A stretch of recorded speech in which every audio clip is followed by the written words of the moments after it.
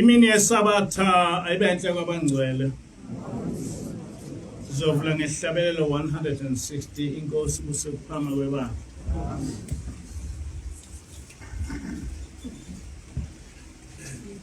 Lithi lizwi lamagwala ayakwesaba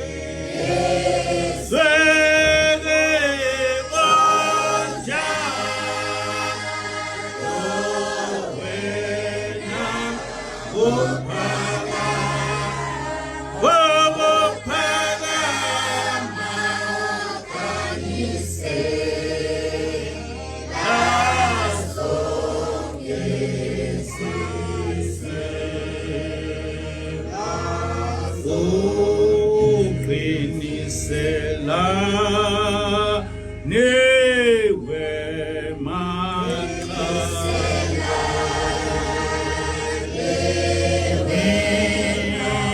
ingesadi swanga makwa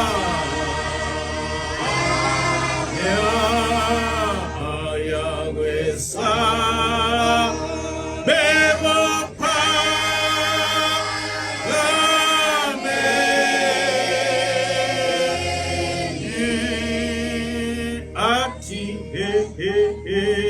goya phela lo ati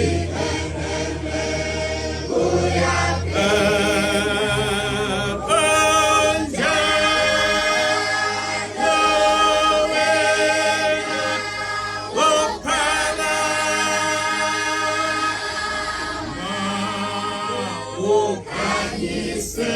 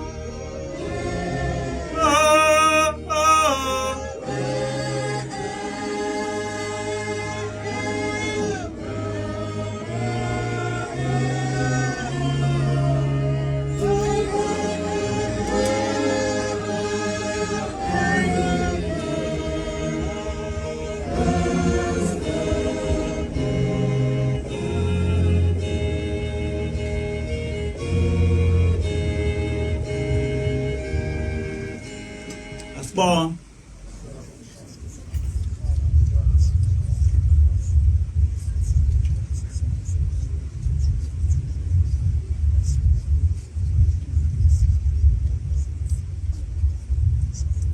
Amen.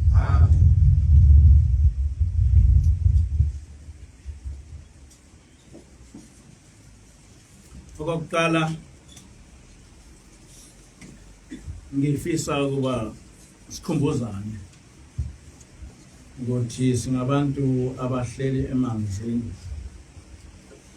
njengoba silahlekelwe inkosi yethu njengoba sonke sazi. Firstly, I wish for us to remind each other that we are at a terrible condition since we have all suffered the loss of our King.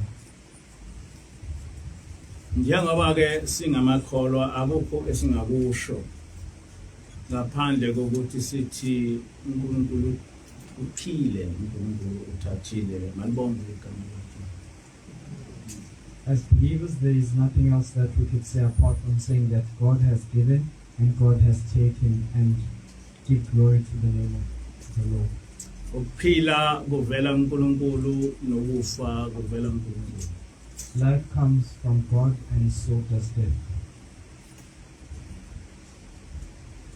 Isihloko salentshumayelo sithi indlela yokuziphatha kwekholwa.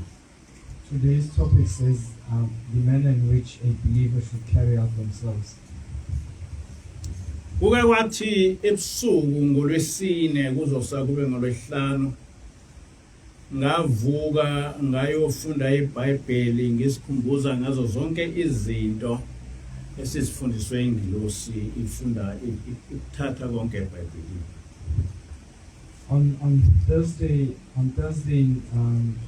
just as it was to become the dawn of Friday or Friday morning, I woke up and then took on the Bible and read everything that the angel had taught us about. Ngenkathi ngifunda konke esikufundiswe ingilosi ngifikelwe usizi ngabona ukuthi umsebenzi mkhulu okufanele ukuthi siwenze kubantu. And when I read everything that the angel had taught us, I was befallen by great sorrow, and it came upon me that there is still a great deal that we have to educate people about. Ngithema ngizifunda zonke lezi inkulumo zengilosi ngabona ukuthi zintathu incwadi ingilosi ejwayele ukuba igxile kakhulu kuzo.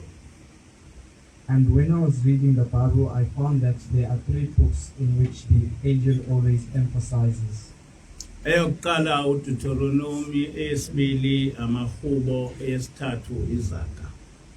The first one is the book of Deuteronomy, the second one is the book of Psalms, and the third one is the book of Proverbs.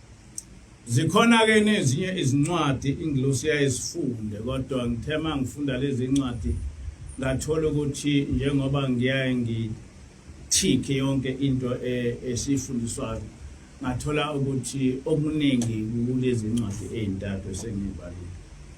There are several other books that the angel always refers to, as I always take the parts where the angel has read to us. And when I was reading those 3 books, I found that most of the lessons she has taught us is found within those books. Ngabona ukuthi asikenzi lutho. And it came upon me that we have not even begun to scratch the surface. Ngashawa uvalo ngize ngakhala ngingena. And I was befallen, I was nervous and I started crying alone. Bekusebusuku.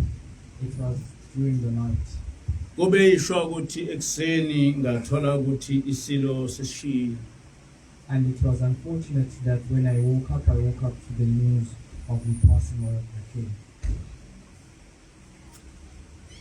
Ngazibuza ukuthi kwenziwayini ukuthi mhlawumbe izinto eziningi esifundiswe ingilosi singayifundisile noma mhlawumbe ezinye esifundisile kodwa singakaze sigxile kuzo kakhulu. And I asked myself, why is it that So many of the things that the angel has taught us, we have never taught, and those which we have never really paid much attention or taught them in depth. Ngaphandle kokusithethelela kodwa ngithole ukuthi isikhathi esiningi siba busy ngezinto enganamsebenzi ezingasimuntu ezulwini. Apart from self-forgiveness, I found that we are always busy with things that are full of void, things that do not take one to heaven. Namhlanje na uma ukhuluma ngomyalezo wengilosi kuba nembuzo kumaKristu nakumaNazaretha ukuthi ingilosi khona yini. And today we teach people about the message that the angel has brought. There is always a question from the Christians and the Nazarites alike that does the angel exist? Abanye bethi hayi sifuna nathi ukuyibona ingilosi. And some of them say that they also want to see the angel. KumaNazaretha uma ekhuluma ngokuthi ingilosi ayikho bathi ayikho ngoba ezingqondweni zabo zibatshela ukuthi ayikwazi ingilosi ukuza kumuntu ofana nathi ngoba ngokwabo asilutho. Within the Nazarites, when they conclude that the angel should not come to us, it is built on the basis that they say the angel cannot come to a people like us, for we are worth nothing. Ibona abakwazi ukubona ukuthi siwutho noma silutho ezulwini. According to them, they are the one who have the benchmark to measure whether we are worth something or we are not worth anything in heaven. Bese ke kuchitheka isikhathi sizama ukubonisa ukuthi lento abayicabangayo ayihambi kanjalo ezulwini. And much time is spent on trying to prove to them that in heaven things are not in accord with their thinking. Ebandleni lamaNazaretha ukuba khona kwengilosi akusiyona into eqale ngathi njengoba ngihlale ngichaza. It is not the first time within the congregation of the Nazarites that there exists an angel. Nangesikhathi somprofeti yayikhona ingilosi inegama uzinzile. And also during the time of the prophets, an angel existed and her name was Zinzi.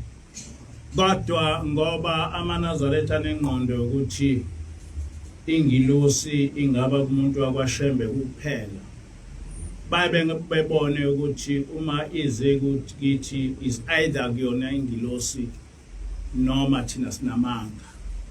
But because the Nazarites have structured their mindsets such that an angel would only visit a person from the Shembe family, whenever we say that there is an angel amongst us, they firstly conclude that it is not a divine being, or else we are just fabricating. Ikhona ke bayebethi hayi sifuna ukuyibona. And that is the sole reason why they would then want to see the angel. Kodwa kumaKristu mhlawumbe akufane nakumaNazaretha. But perhaps amongst the Christians, the same is not applicable as the Nazarites. KumaKristu ingilosi ayikazi bebikho lokhu kwaba khona uKristu. There has never existed an angel amongst the Christians since Christianity was found. Njengoba manje kuphela iminyaka eyi-2000 nengilosi ayikazi bebikho for mhlawumbe 2000 years. Just as this is the culmination of 2000 years, the angel has also never been in existence or present for the past 2000 years. Imfundiso yabo iyayithi ingilosi zazi ikhona ngekhathi kaJesu ozagcina ngekhathi kaJesu nabaapostoli. Their teachings or their dogma instructs them that an angel the existence of the angel only ceased during or after the time of Yeshua and the apostles. Kodwa abatshelwa ukuthi kungani ingilosi zagcina ngekhathi kaJesu nabaapostoli ngoba nathi sisakholile. But nobody ever explains to them why the angels ceased to exist after Yeshua and the apostles, for we are currently still believers. Kodwa into abangayitshela ukuthi abapostoli noYeshua kwakungabantu abangaphansi kwaNkulunkulu umdali wezulu nomhlaba uJehova. What they are not told is that Yeshua and the apostles were a people who were under the command of Yahweh, who is the sole creator of heaven and earth. Kwakungabantu abaphila ngaphansi komthetho kaNkulunkulu. They were a people who lived under the laws of Yahweh. Kodwa ebuKristwini imfundiso yakhona ithi asiphili ngaphansi komthetho kaNkulunkulu. But in Christianity, there are teachings that we do not live under the laws of God. Uma ke singaphili ngaphansi komthetho kaNkulunkulu asikho isidingo sengilosi ngoba ingilosi isuke ilethe umthetho nemfundiso kaNkulunkulu. So if we do not live under the laws of God, there is no need for an angel, for an angel comes to teach us about the laws and commandments of God. Ngiyabaxolela ke amaKristu ngoba wona akazi. I forgive Christians for they are ignorant. Kodwa amaNazaretha lokho abakwenzayo bakwenza ngoba becabanga ukuthi bayazi. But the Nazarites do what they are doing for they think that they are a knowledgeable people. Kanti abazi lutho ngendaba yasezulwini. Yet they have no knowledge about heaven. Ngakho ke ziningi izinto eziyayisho ngabantu uma sibafundisa ngengilosi. Therefore, there are many things that are said by people when we teach them about the angel. Omunye wathi angayibizi ngengilosi kodwa angithi isithunywa. One day, a person said that I should not refer to her as an angel, but I must say that she is a servant. Ngayicabangisisa lento ekhulunywa lo muntu ukuthi angasho ukuthi ingilosi ukuthi kodwa ngithi isithunywa. And I thought about what this person was saying. Okokuqala njengabantu abalandela iBhayibheli uma kufika ingilosi iyayibizwa ngengilosi. Firstly, as a people who read the Bible and follow the teachings of the Bible, when an angel comes, the angel is referred as an angel. Kwi-Old Testament nakwi-New Testament uma kwafika ingilosi kuyakuthiwa kwafika ingilosi akaze kuthiwa kwafika isithunywa. In the Old Testament and the New Testament, when an angel would come, they would refer to an angel as such and would not say a servant came. Manje lo muntu ke wafundisa mina ukuthi angasho ukuthi ingilosi kodwa ngithi isithunywa. And this person was trying to educate me, saying that I should not refer to her as an angel but a servant. Angazi ukuthi inhloso yakhe ngalokho imi kanjani kodwa nawasho njalo wathi uyangeluleka.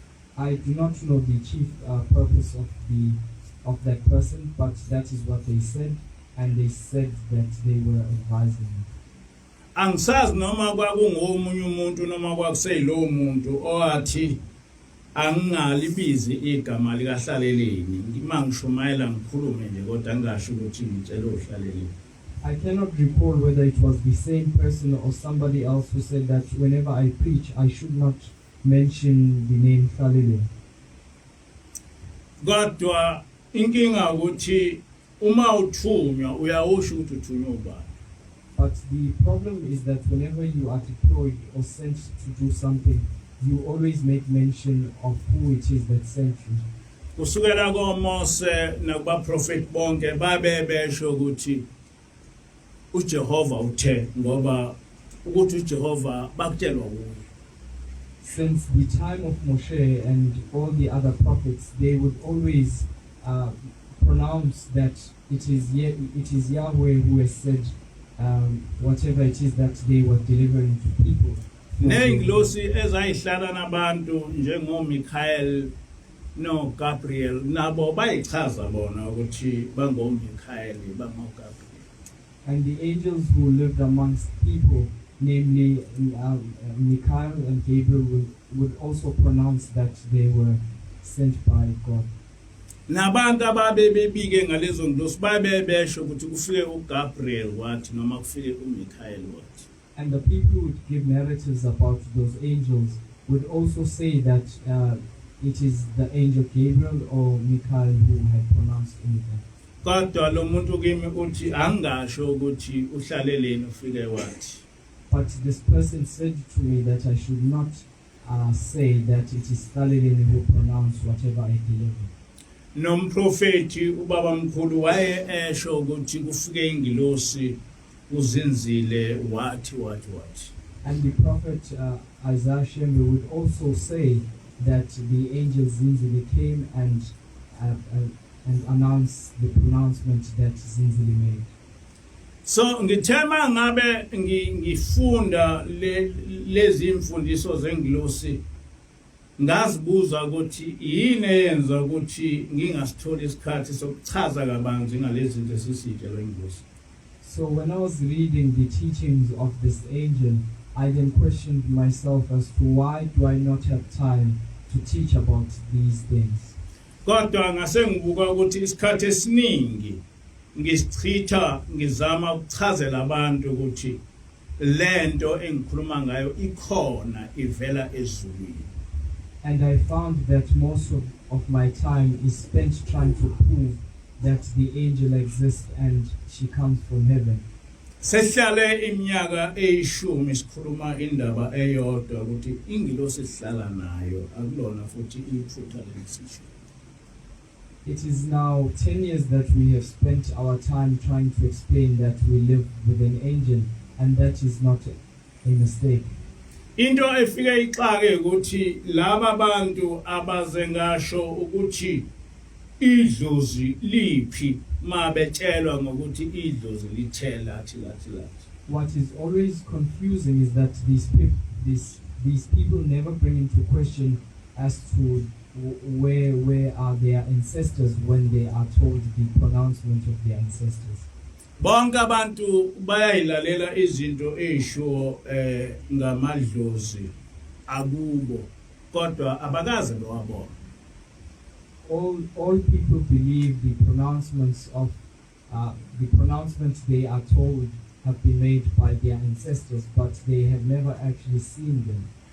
Okuseqinisweni abakaze beze besho mina ukuthi bafuna ukubabona ngoba bayazi ukuthi abakwazi ukubona amadlozi. In reality, they have never been requested to see their ancestors, for they know that such is an impossible feat.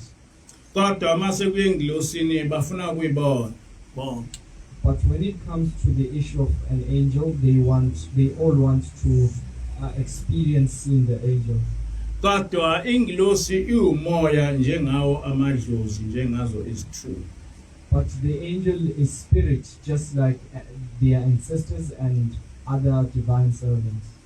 Ngenkathi uNkulunkulu ezokwakha inkolo lapha wafika wahlala emhlabeni kodwa abantu babengamboni wayebona uMose kuphela. When God descended upon earth to build or found his original faith system, people did not see him. It is only Moshe who saw God. Ngoba ngokwemvelo umoya awukwazi ukuba ubonwe abantu bonke ngokwemvelo. For in accordance to natural law, it is impossible that a spirit may be seen by all people. Noma ngabe uNkulunkulu noma ngabe ingilosi noma ngabe idlozi noma ngabe isithunywa konke nje uma kuumoya ukwazi ukubona laba bantu okusuke kuqondene nabo kuphela. Be it God, ancestors, or other divine servants, so long as it is spiritual, it can only be seen by the people that the vision is directed to. Ngiyaye ngithi ke mina ingilosi yehlukile kuleminye imimoya ekhona ngoba ingilosi ithatha isimo somuntu impela. I always say that the angel is different to other existing spirits, for the angel takes on the nature of a person. Uma ngikhuluma ngohlaleleni ngikhuluma ngomuntu ohlala nathi ekhulume nathi. When I speak about Kaleleni, I'm speaking about somebody who speaks to us and lives amongst us. Ofike ekhulume siphendulane naye ehleke nathi sihleke makukhona lapho sihleka khona ethukuthele makukhona lapho ethukuthela khona. And she comes amongst us, and if she finds us laughing, she joins us in that, and she is also brought to anger in some instances. Kuyinhlanhla ke enkulu ukuthi uNkulunkulu ehlise ingilosi ukuthi izohlala nabantu. It is a great fortune that God would bring down an angel to live amongst people. Angazi ukuthi laba abantu njengamanazathi bayabecabanga ukuthi asibaluleke kangani uma kusuka ingilosi ezulwini izohlala nathi. I wonder how the Nazarites would think that we are not a people who are important if God would send down an angel to live amongst us. Lengilosi yafika ngo-2006 manje u-2021 yafika ngo-2006 manje u-2021 ihlala nathi. The angel came to us from the year 2006 up until this current day. Isifundise izinto eziningi ngendaba yasezulwini. And she has taught us a great deal when it comes to the issues of heaven. Noma ngaba amanazaretha noma abaKristu abakho abayiquestionayo imfundiso yalengilosi ngoNkulunkulu. Both the Christians and the Nazarites are unable to bring into question the teachings that are taught by this angel regarding God. Kodwa kunabantu abamangabe ingilosi icaphuna inkulumo zikaNkulunkulu ababefune ukuthi lezi inkulumo zikaNkulunkulu bephikise ngokushowa abaholi babo uma bekushiya. There are people who want to dispute what the angel has said or taught, whilst the angel has quoted verbatim what has been said by God. Ngiyafisa ukuba abantu bazi ukuthi ayikho imfundiso yasezulwini engidlula imfundiso oyinikezwa ingilosi. I wish people to know that there is no greater teaching that you may be taught which would surpass that which you may be taught by an angel. Akakho nomprofeti ongakhuluma into engcono kunento esho ingilosi. And there is no prophet that can pronounce anything better than the angel has pronounced. Ngoba konke umprofeti osuke ekutshelwa uNkulunkulu ukutshelwa ingilosi. For everything that the prophet for everything that God wants to say to a prophet, the prophet God tells it to the angel. Umehluko phakathi kwengilosi nomprofeti ukuthi umprofeti umuntu omortal kanti ingilosi is immortal ayifi. The difference between an angel and a prophet is that a prophet is mortal and an angel is the prophet is mortal and the angel is immortal. Ngakho ke uma ngabe sesimeni sokuba usenyameni yonke into uyazi ngengilosi yona esuke isemoyeni ngokwayo. So if it were to happen that you pass on and you leave this earth or you depart, everything that you would know would be taught to you or told to you by an angel. Ngithi yonke into oyaye uyazi noma ngabe umprofeti uma usesenyameni lokho ukwazi ngengilosi.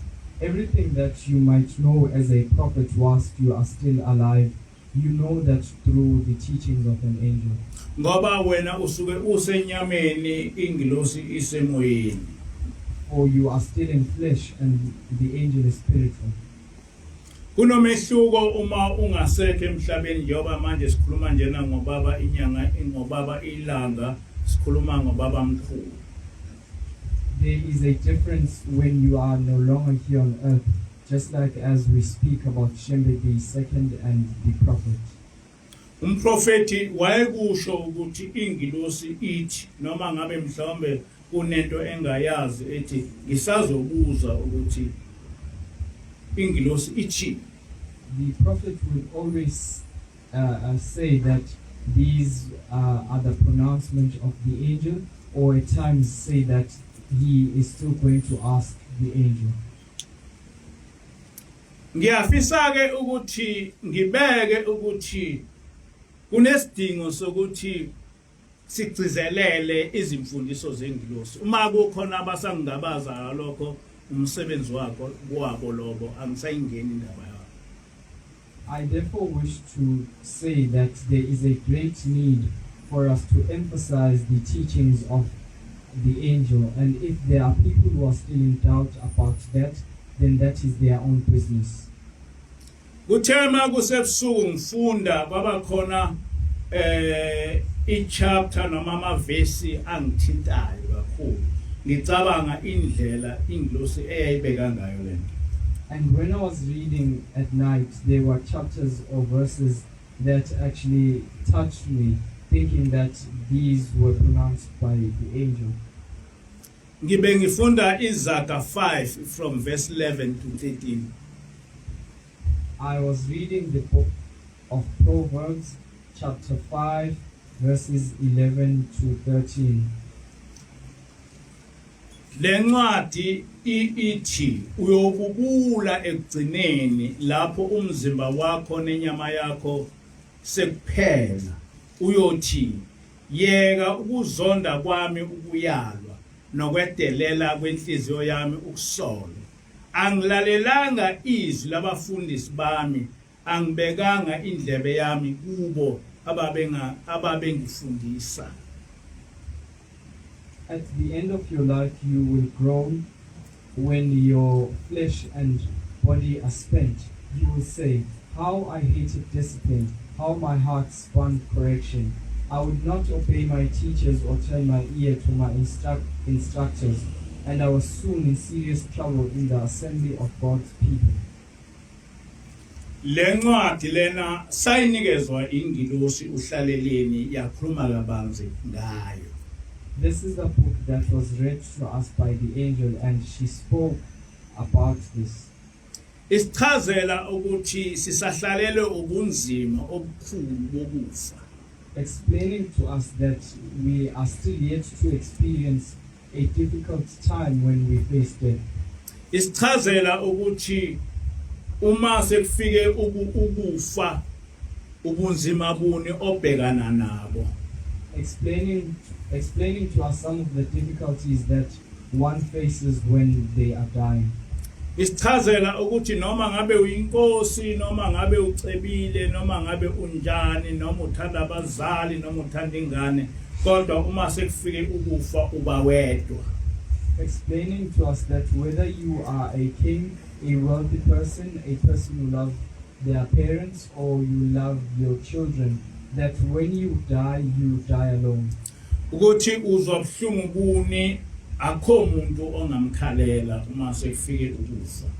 And what pains you experience, and that you can never outcry to anyone when you experience those pains.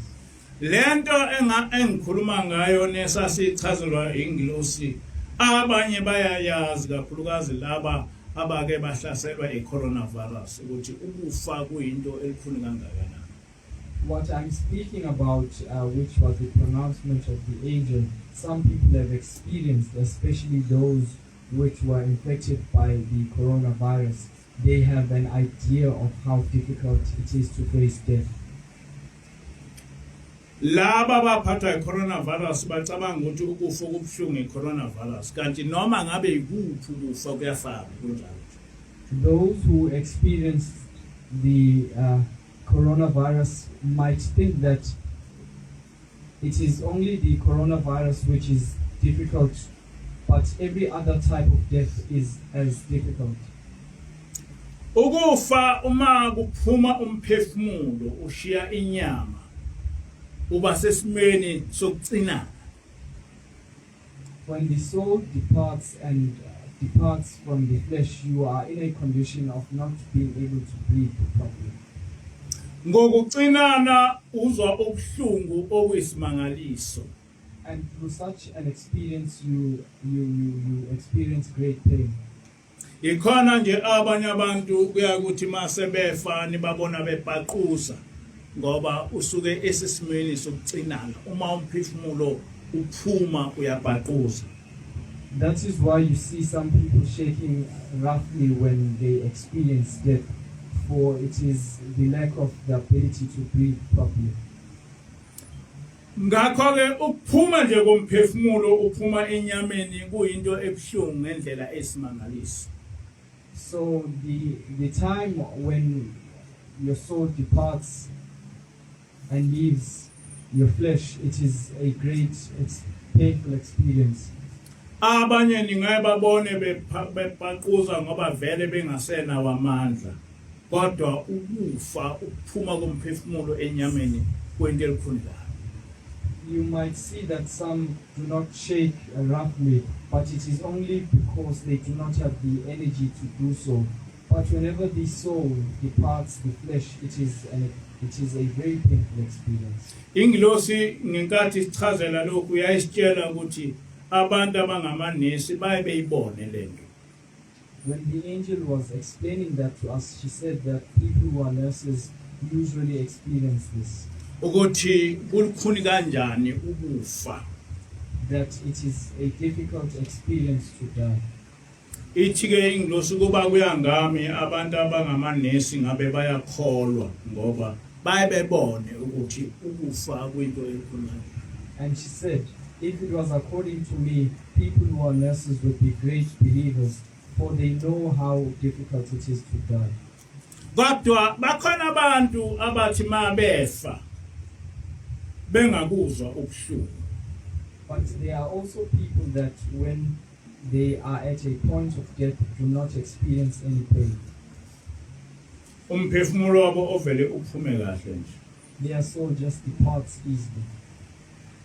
Kodwa isikhathi esiningi lokho kudalwa ukuthi ubukholwe kangakanani. But in most instances that comes about in terms of how you were a believer. Sengake ngababona mina abantu awuthi ma sekufanele behambe ukuhamba kwabe kube into elula nje. I have experienced such moments where people pass away and they pass away easily and properly. Ubaba mkhulu umprofeti ngo7 ekuseni watshela amaNazaretha ukuthi lindani nibone isikhathi engizohamba ngasemhlabeni eyikhulumela. At 7 o'clock in the morning, the prophet Isaiah Shembe told the Nazarites that they should wait so that they could witness the time of his death. Ngayizolo mhla ka1 kuMeyi kwakugula umfundisi uMngoma waya kuye wathi mfundisi uyesaba yini ukufa awuzukufa wena uzongcwaba mina esho mhla ka1 kuMeyi 1935. And on the prior day, which was the 1st of May, that was the time that the Reverend Ngoma was sick. The prophet went to him and said, "Do you fear death? Do not be afraid, for you are not going to die, but it is you who is going to bury me." Ngaleso sikhathi uMngoma wavele waphila. At that very same instant, Ngoma was healed. Ngakusasa ngo7 ubaba mkhulu wathi hayi ningayingenisi inkonzo lindani isikhathi umphefumulo wami ozophuma ngaso. And the following day, 7 o'clock in the morning, the prophet said, "Do not start the morning prayer. Wait for the time which my soul will depart." Wayesebeka abafana ababili ethi ababheke ukuthi ababheke isikhathi umphefumulo wakhe ozophuma ngaso. He then instructed 2 boys to carefully observe the time in which his soul will leave his flesh. Kulaba bafana kwakukhona uDlamini okwaku umalumo owayengichazela ukuthi ubaba mkhulu ngenkathi esehamba emhlabeni wavele nje wathula nje kahle akazange wapaquza akazange ngizange. Amongst these two young lads or young men was Damini, who was my uncle, and he is the one who explained to me that the prophet, at the time of the passing of the prophet did not shake vigorously. Kodwa ukufa kamnandi noma ukufa nje okunjalo kufanele ukuthi ukusebenzele usaphila ucele nakuNkulunkulu. But for you, in order to experience such a death, you must work for it and you must ask of it from God. Ngihlale ngisho ngithi umama wami wayehlale ngaso sonke isikhathi ethandaza enikela sonke isikhathi. I constantly say or tell you that my mother always prayed and gave offerings. Angakamtholi umuntu owayekholwa njengomama. I have yet to see anyone who was a believer like my mother. Umkhokheli uyayicishe landele kodwa uyalandela kodwa akafani nomama. The chief counselor is somewhat like her, but she's not like her. Umama ngisho ngabe kusebusuku angaze ngimuzwe ethi engavuki ethandaze ehlabelele. Even in the night, I would never see my mom not waking up, praying and singing. Noma esekhulile wayenjalo nje. And even in her old days, she was like that. Ekseni evuka noma ngabe kumakhaza noma kunjani ehambe eyisigqweni eyothandaza. And even in the morning, whether it was cold or whatever the condition was, she would go outside to pray. Uma ku14 uhamba uya ku14, uma kuyisabatha uhamba uya kuyisabatha, uma kumhlangano uhamba uyohlala emhlanganweni. Impilo yakhe yonke yayinjalo. And during all the holy festivals, she would always be present, and such was her life. Nangu umfundisi umpanza abakhula ngaphansi kwakhe bebancane bayazi ukuthi lento engikhuluma injalo nje. Here is the younger Reverend Mpanza. He knows that what I'm saying is true. He can attest to this. Kodwa lokhu kukholwa kwakuye kungidabukisa ukuthi kodwa lokhu kukholwa kunjena kumsizana umama ngoba uyahlupheka. But I would always be brought to sorrow by such faithfulness. For I would ask myself, how is this type of faithfulness of any help to my mother because she was poor? Kodwa ukubaluleka kokukholwa ngakubona mhla umama efana. But the importance of being faithful was shown to me when my mom passed on. Umama ngenkathi esehamba emhlabeni wayengaguli kakhulu kodwa wavuka wayogeza wabuya lapho wathatha umNazaretha wayolala embhedeni wakhe kalula nje. Though she was sick but not in a bad condition, at the time of her death she woke up, had a bath and went on to her bed, and she passed on like that. Wathi mayesehambile esemakhazeni wabuya engakangcwatsha wazosichazela ukuthi kufanele engcwatshwe kanjani. And when she was at the time of her death, though she was not buried yet, was still in the mortuary, she came to us and told us how she wants to be buried. Wathi ufuna ukuthi kube yithina osizalayo abathatha ababamba isidumbu sakhe ngoba ufuna ukusinikeza isibusiso. She said that she would like us as her children to carry her corpse, for she wants to bless us. Kwathi kugcwele onke amaNazaretha nabo bonke abantu isidumbu sika mama sabanjwa mina ngoba kwasho yena esengasekho emhlabeni kodwa engakangcwatshwa. Though there were gathered many Nazarites during her funeral, but we were the ones to carry her, for that is what she said prior to being buried. Njoba esehambile emhlabeni sambamba lesi sibusiso engikuso ngasinikezwa umama engasekho emhlabeni. And as she had passed away, we did what she instructed us to do, And the blessing which I'm experiencing now was given to me by my mother. Engakahambi emhlabeni wangithatha wangisa lapha ubaba mkhulu umprofeti ofike wambona khona wambeka khona ngiyazi ukuthi indawo uba umama ohleli kuyo umuzi umhle kanjani ngawubona ngawutshengiswa nguye. Prior to being buried, she came and took me and showed me the city in which the prophet would place her. As I stand before you, I know the beauty of the place she is in. Wangitshela futhi ukuthi uma nami ngiphathe kahle ekuhambeni kwami kuyoza ubaba mkhulu engilande eyongibeka lapho ekhona. And she said that if I carried out myself accordingly, it is the prophet who would come to fetch me and place me where my mother is. Lapho ke ngabona ukuthi ukukholwa wena ungakuthatha kancane kodwa ukukholwa kuyinto enkulu kuwena ngesinye isikhathi. And it is at that very same time or that moment where I saw that being faithful and being a stern believer is something that is great, but it might be light or taken easily by anyone currently. Kodwa abantu noma sebehlakaniphe kangakanani babengacabangi ukuthi ukukholwa kubaleke kangakanani empilweni yabo kuze kube phakade. Despite the great intelligence that people might have, they are never aware about the importance of being faithful to God. Umuntu umuzwe ethi usacabanga ukukholwa.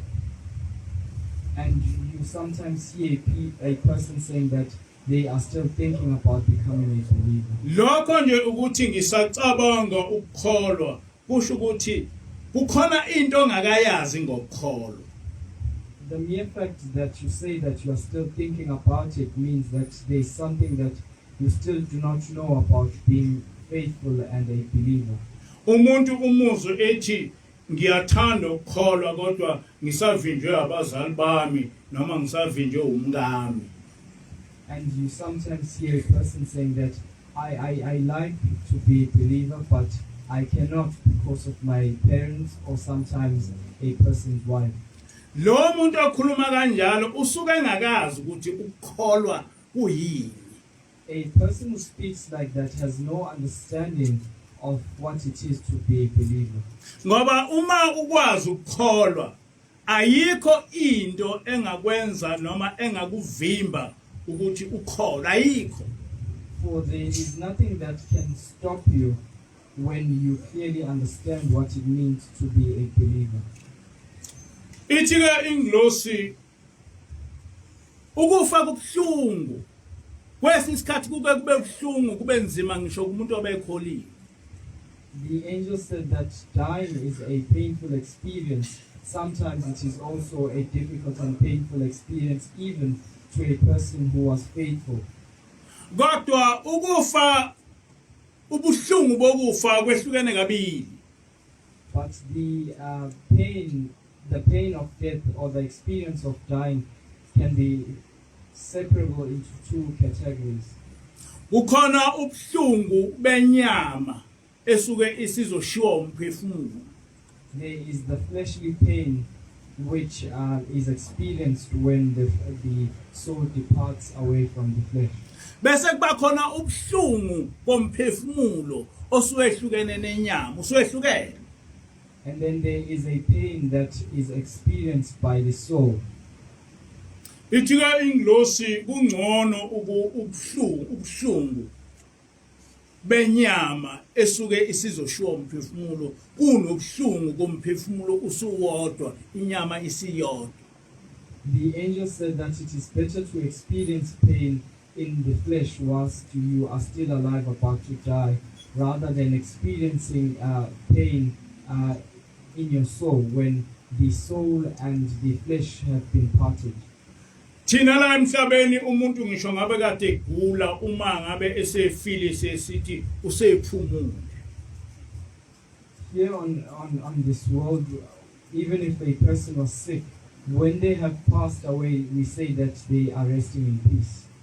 kodwa akukho ukuphefumula komphefumulo womuntu uma ebengakholiwe esaphila.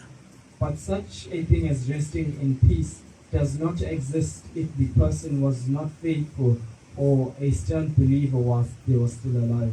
Isikhathi esiningi ubuhlungu obuzwa usenyameni kakwedluli emphefumulweni ngisho inyama ibukeka ikhululekile.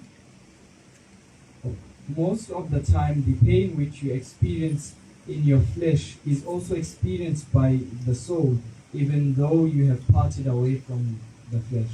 Uyaqhubeka nokuzwa ubuhlungu. You continue to experience the pain.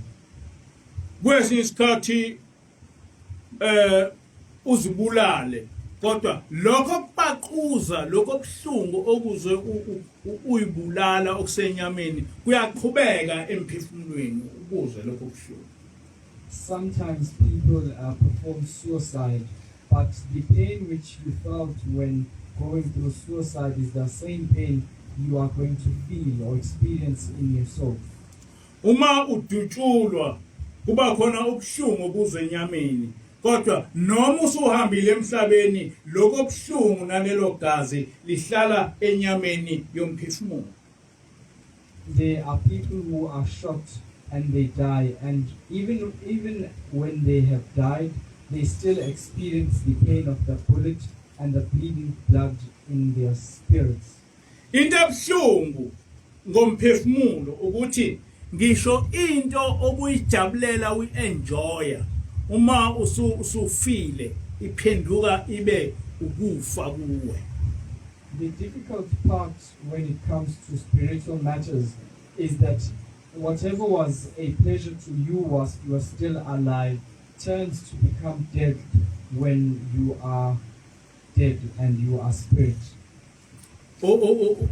Ungaqonywa wenze ube yiyo yonke into ulale nabantu besifazane kube mnandi kodwa uma usufile lokho obukuenjoya uphenduka kube ubuhlungu okuyisimangaliso. You can fornicate and do all other terrible things, but when you die, those things become a very terrible experience to you. Manje ke kuyinto leyo okufanele niyazi ukuthi ukukholwa ngokwakho wedwa. So it is something that you must know, that being faithful and a believer is something that is personal. Kukhona isikhathi lapha ukukholwa okuyokusiza khona kakhulu. And there is a time that being faithful and being a believer will help you. Kukhona isikhathi lapha ukungakholwa kuyoba inkinga kuwe ngendlela eyisimangaliso. And there is a time that you will experience where being unfaithful and being a non-believer will be a difficult time for you. Ngakho ke for umuntu ukuba ekhethe ukukholwa noma ngabe engahluphekile njengoba de esho umkhokheli is to be prudent. Ukuhlakanipha is wise, is wisdom. So for a person to choose being faithful and become a believer, even though they are not poor, that is wisdom. It is prudence. Ngoba uma ukhetha ukukholwa usuke ukhethe ukuhlala kahle kuze kube ngunaphakade. For if you choose to become a believer, you are choosing an eternal life, one that is full of pleasures till eternity. Uthi ke uNkulunkulu kuIsaiah 5 verse 11 to 13 uyobubula ekugcineni lapho umzimba wakho nenyama yakho sekuphela. In the book of Proverbs chapter 5 verses 11, God says, at the end of your life you will groan when your flesh and body are spent. Uyothi yeka ukuzonda kwami ukuyalwa nokwedelela kwenhliziyo yami ukusolwa. You will say, how I hated discipline, how my heart spurned correction. Angilalelanga izwi labafundisi bami, angibekanga indlebe yami kubo ababengifundisa. I would not obey my teachers or turn my ear to my instructors. Njengoba nilapha nje nikulalele esikushokini ngoba sifundisiwe ukuthi sinifundise. As you are gathered here, you must carefully listen to what we teach you, for we have been taught to teach you. uNkulunkulu uthume ingilosi ukuba izohlala nathi ukuze isifundise yonke into yasezulwini lokho esikufundisiwe bese sikwedlulisela kini. God has sent to us an angel so that she may teach to us the life of heaven, and then we pass on to you what we have been taught. Njengoba silapha njena indaba yasezulwini akusiyona into esiyikholwayo, into esiyaziyo. As we are before you, the issue of heaven is not something that we believe, it is something that we know. Ngakho ke uma sinifundisa nikuthathe lokho esinifundisa khona ngoba kuyiqiniso alikho futhi elinye iqiniso oyolithola elodlula lokho esikufundisa. And therefore, when we teach you something, you must take that and apply it, for it is truthful, and there is no greater truth that you are going to be taught apart from what we are teaching you. Uma ekholweni ukuthiwa ungaqonywa. If you are told that you should not involve yourself in relationships when you are not married, do not do that. Uma kuthiwa ungaqomi.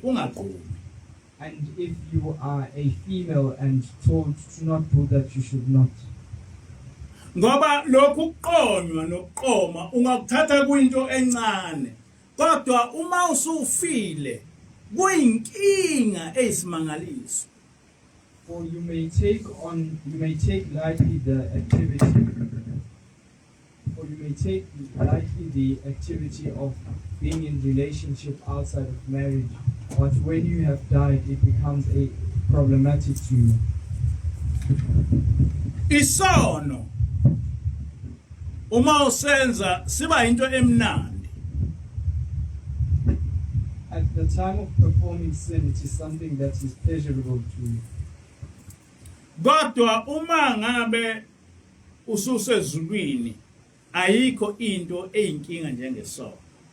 But when you are in heaven, there is nothing that is as problematic as sin. Izono njengokubekwa uNkulunkulu ukukhonza uNkulunkulu kwehlukene kabili. It is God who deems what it is that is sinful, and worshiping God can be categorized into two. Umthetho wokuqala uthi khonza uNkulunkulu. The first law says that you must worship God. Umthetho wesibili uthi khonza noma hlonipha noma thanda omunye umuntu. And the second category is that you must love one another. Lo mthetho othi thanda uNkulunkulu ilomthetho inkolo yobuKristu yathi awungagcinwa asiphili ngaphansi kwawo.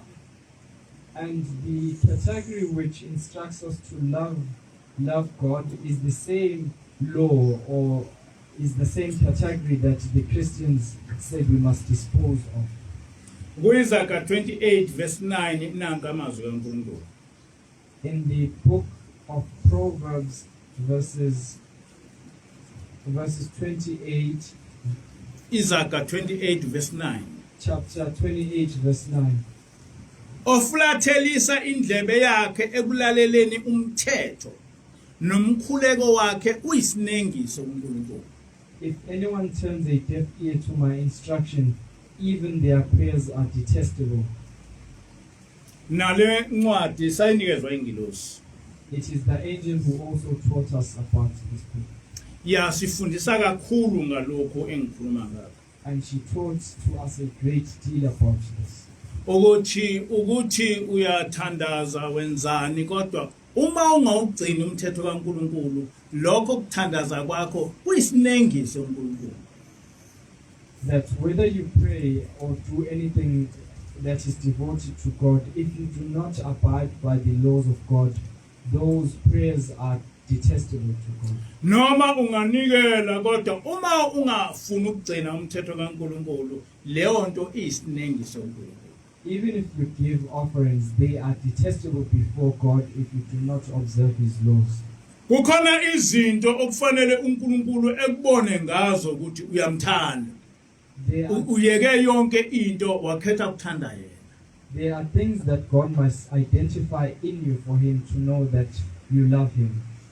Uma ethi uNkulunkulu ukuthanda ungagundile, musa wena ukugunda ngoba ukugunda uthandwa ngabantu noma uzoba umuhle kubantu kodwa uzoba umuntu omubi kuNkulunkulu. If God says that He loves you with your hair, do not go to cut your hair so that you may be presentable before people, for it is God who has commanded you not to shave your head.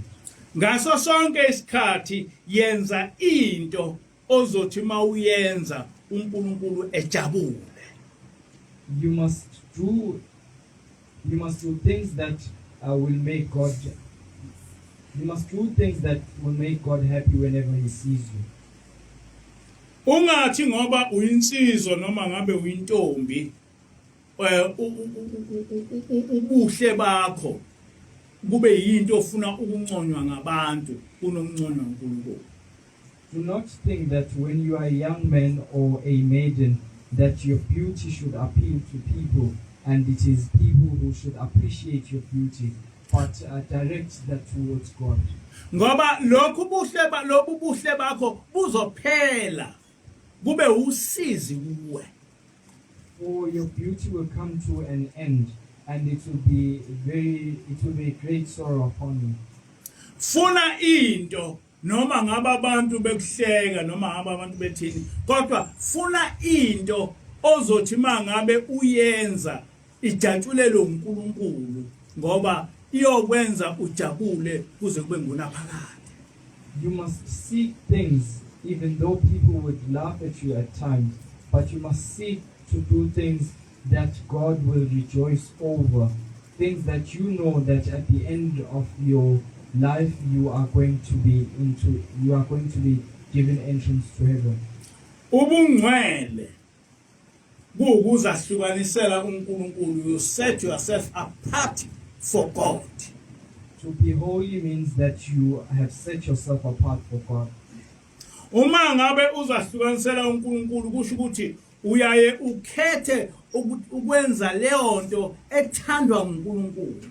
If you set yourself apart for God, it means that you always choose to do things that are loved by God. So in short, uma ethi uNkulunkulu yibani ngcwele, yiba ngcwele, usho ukuthi set yourself apart for me.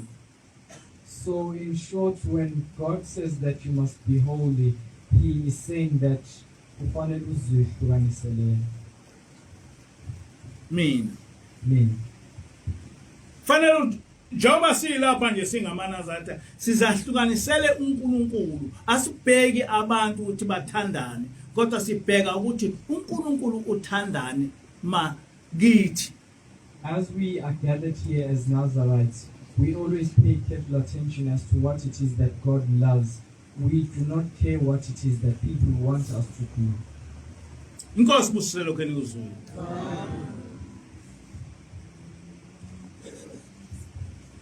Cisha.